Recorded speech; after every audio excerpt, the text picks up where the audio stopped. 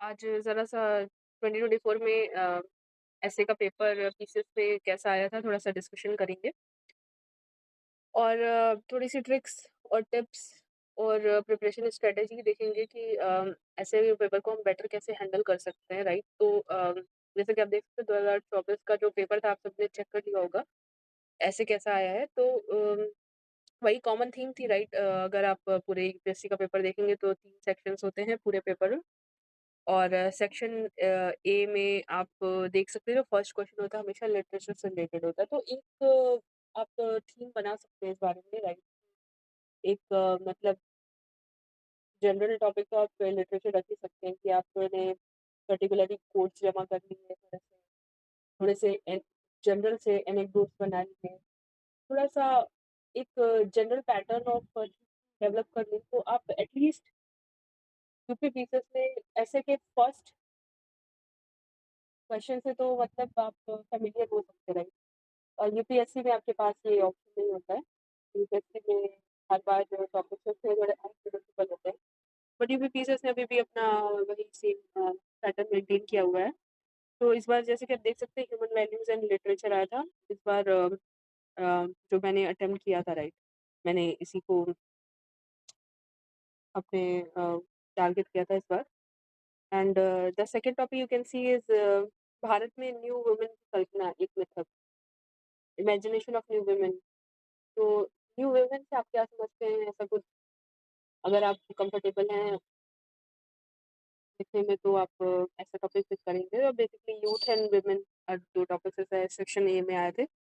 And section B में again वही technology से रिलेटेड, तो एआई है आपका, स्टार्टअप है और इनोवेशन और सस्टेनेबल डेवलपमेंट है। तो काफ़ी प्रेडिक्टेबल आप एक तरीके से देख सकते हैं। सेक्शन सी भी वैसा ही था कि एक जनरल आपका इंटरनेशनल रिलेशन से रिलेटेड, एक जनरल एनवायरनमेंट से, and one is Indian economy, ठीक है?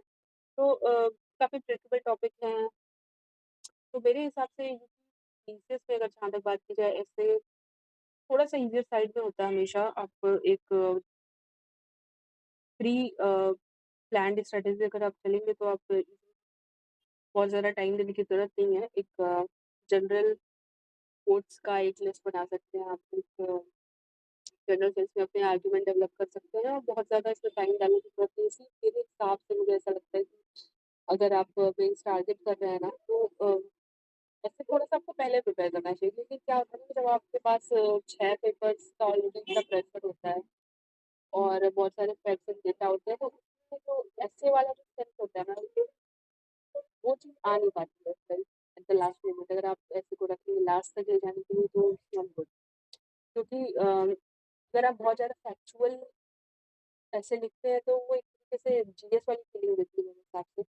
और जो भी ऐसे को पढ़ रहा है, वो उससे इतना कनेक्ट नहीं हो पाएगा, क्योंकि आपका ऐसे थोड़ा-सा नैरेटिव साइड में होना चाहिए, थोड़ा-सा ऐसा होना चाहिए कि लोग उसको पढ़ना चाहें, राइट? अगर आप भी कोई आर्टिकल पढ़ेंगे जिसमें बहुत ज़्यादा डेटा होंगे, बहुत ज़्यादा नंबर्स होंगे, फैक्ट्स होंगे ऑल अराउंड, तो ठीक है, सामने वाले को ऐसा लग सकता है कि ओके, आपके पास बहुत सारे फैक्ट हैं, but he will not engage with your content, right? तो आपका कंटेंट में हल्का-फुल्का डेटा होना चाहिए आपकी बात को सब्सटैंशिएट करने के लिए, बट वो इतना ज़्यादा नहीं होना चाहिए कि जो पढ़ने वाला है उसका फ्लो टूट जाए पूरे ऐसे में।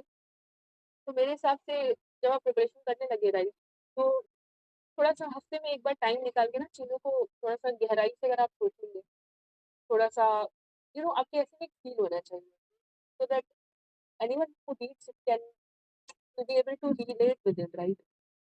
तो अगर वो रिलेशन वाला फैक्टर आप रखना चाहते हैं, तो आपको थोड़ा-सा ऐसे पहले शुरू करना पड़ेगा, बहुत ज़्यादा एफर्ट डालने की पड़ता है।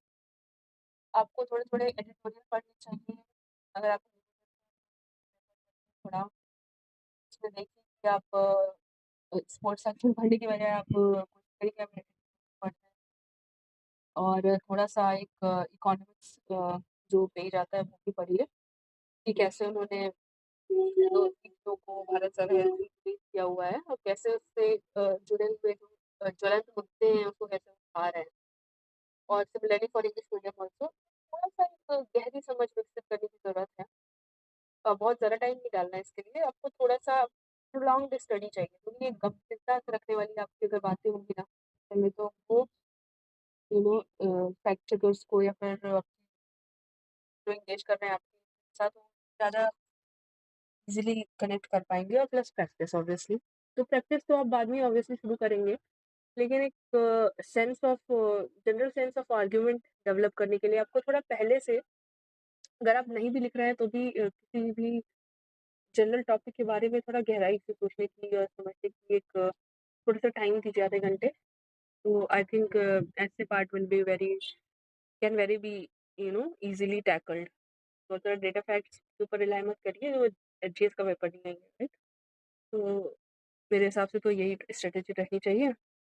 एटलीस्ट ऐसे में बहुत ज़्यादा टाइम मत डालिए, क्योंकि इट्स नॉट वर्थ इट। बहुत ही ज़्यादा सब्जेक्टिव होता है, ऐसे बहुत अनप्रेडिक्टेबल होते हैं इसके मार्क्स। मेरे हिसाब से यूज़लेस है, तो बहुत ज़्यादा अपना टाइम एनर्जी डालना।